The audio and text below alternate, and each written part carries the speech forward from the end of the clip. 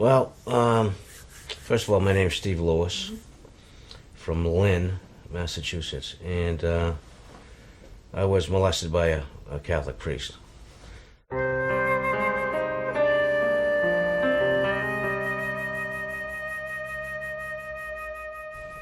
I was 11 years old, and our family was fatherless. We had 7 kids in the family. So the first assault was in a friend's pool, swimming pool in the 5th grade, going into the 6th that summer. He walked up and yanked my pants down in a very, hard manner and fast manner, and stepped back and was like just staring at my genitals. But the 6th grade came, and I was an altar boy. I was assigned to some masses where this Father Edward Kelly, this is my perpetrator, would say the masses, and as a matter of fact, he actually took over the taking charge of the altar boys. He would have me go into the 6th grade, tell me to come over see him after school, and he would ask me personal questions about my family. Was my father around? Did I know where he lived? And things that would upset me as an 11-year-old, and get me to cry a little bit. So then he'd say, "Come here," and give me a hug, and it's like, he would squeeze me so hard, I thought my back was gonna break. And I would try to get away from him. This happened twice, and he'd bring up the same thing about my family, and it's like he was using that as a weak spot, and it just shows you how sick the guy was. And do the same thing, and after hugging me, his face would be red. It was flush, and one time I remember him quivering while he's squeezing me. "I love you, I love you," And it was like, there was something just strange about it, and I just wanted to get out of his hold.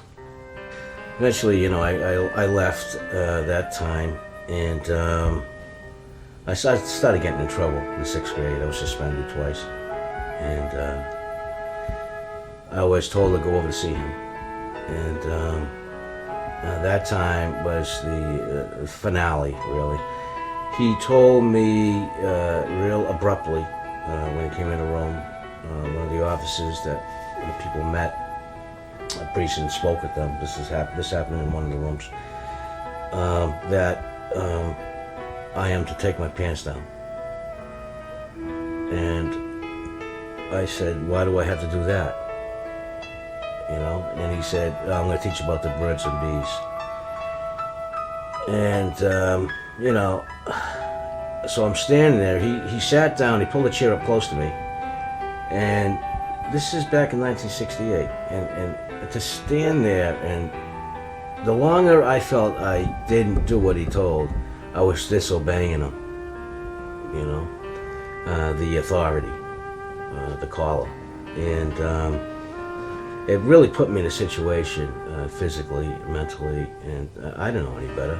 So I felt like, I had a lot of anxiety building up within those moments, pressure that no child should have ever been put through. So I conceded, and, I dropped my pants, and I didn't do my underwear, and he said, "Those too." And, it just, everything closed in on me, and there was a coldness in the room and about me, but a lot of anxiety too. And so I dropped my pants, and he moved up closer, and he took, he grabbed me with both of his hands, and he started masturbating me. And I didn't know this one, I didn't realize what he was doing at the time. All I remember is his hand was shaking when I first went into therapy. That his hand was shaking, but he was masturbating me. And because I didn't get aroused, I was very concerned, very embarrassed for myself. I was very, confused and scared, and I could see the window behind him just had a sheer, you know, like what if somebody walked by, or you know. So I was very embarrassed, very upset, and then he moved closer. He moved his chair closer, and I backed up a little bit because I was afraid. I didn't know what he was going to do. So eventually, he just gave up, and he says, "Well, pull your pants up," and he goes, "We'll finish this some other time."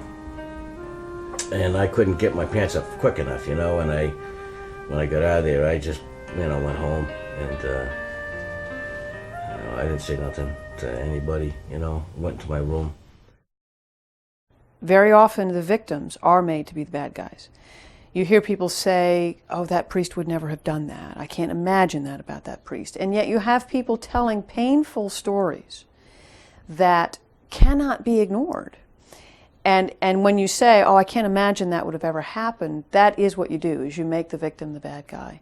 And I've seen that certainly in the Boston area. There's a kind of a division, because I think within parishes, when they suddenly are told that their priest is being removed because of falling under this cloud of scandal, there is a betrayal there as well. And people don't want to believe that this priest in whom they've put their faith and trust, whom they've known for years and known in a particular capacity, is now being accused. And so it gets treated like a witch hunt.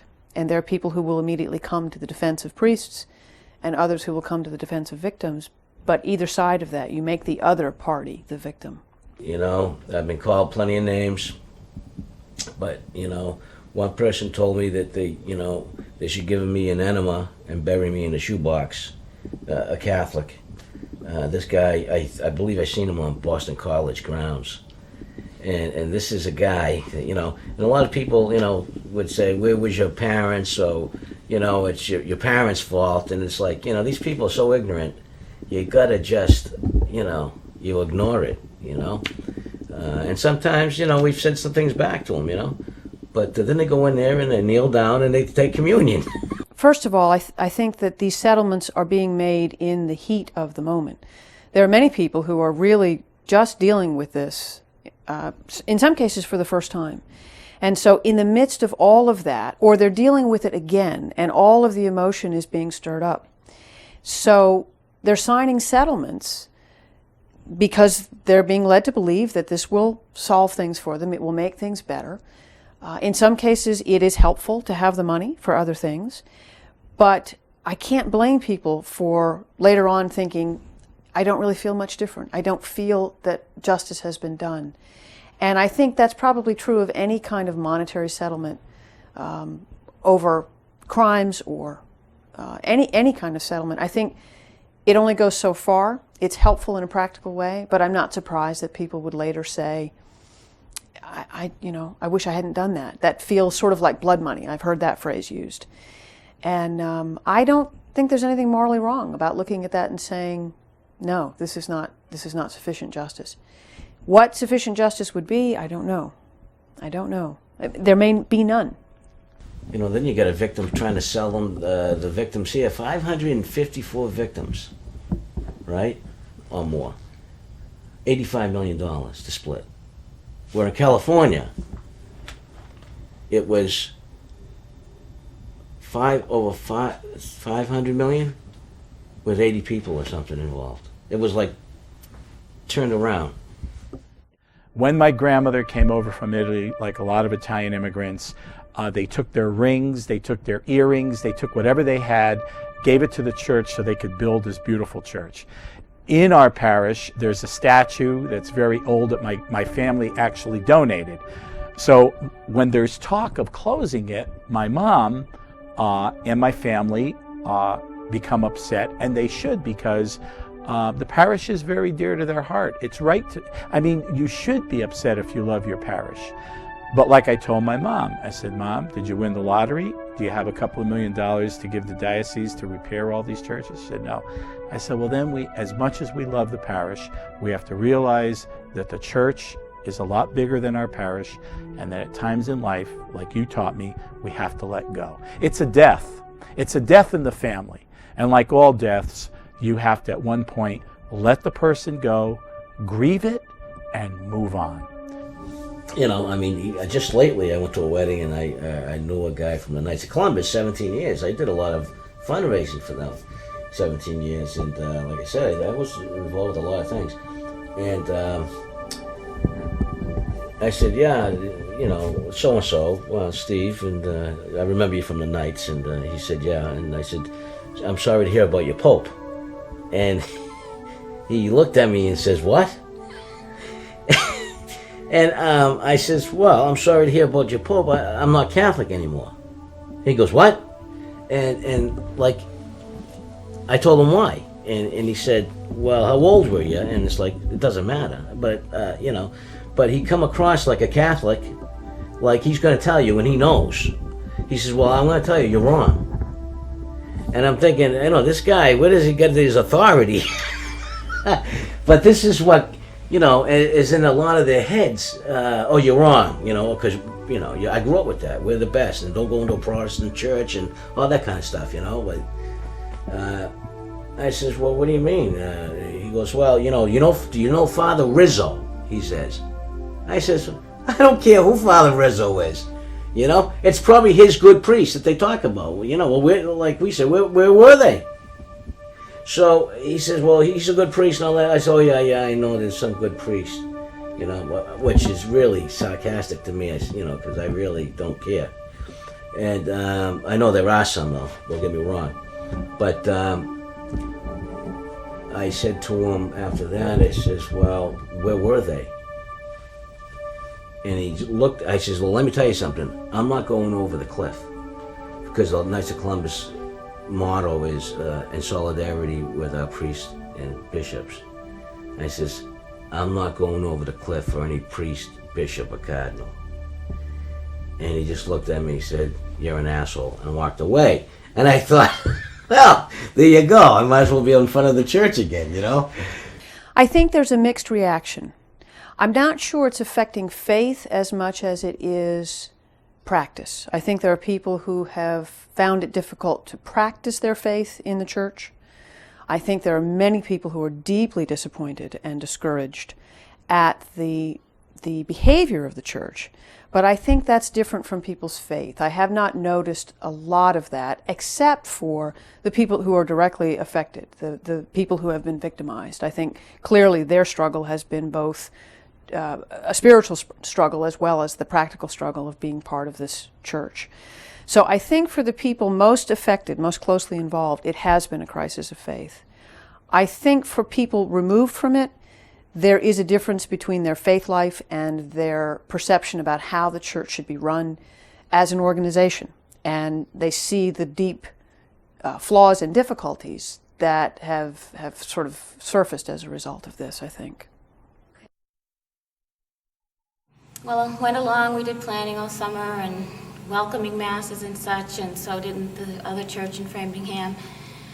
And then as the days drew near, we just couldn't leave. And I believe that we just told them at the last Mass that we're not done with this building.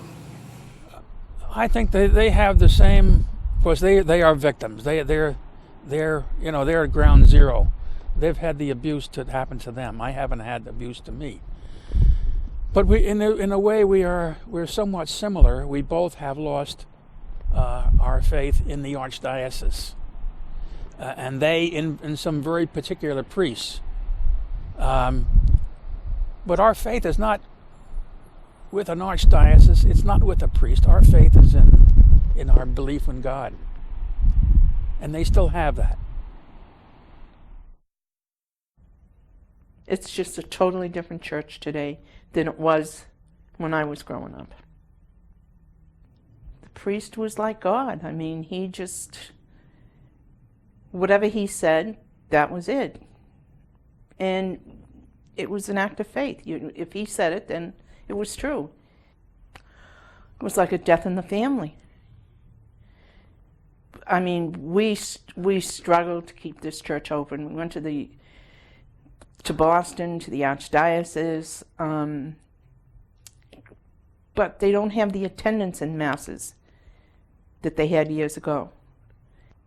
And you go through your grief process. You go through being angry, and then, you get sad, and then you come to the acceptance that the last Mass was said in that church, you couldn't get in the door. There were so many people.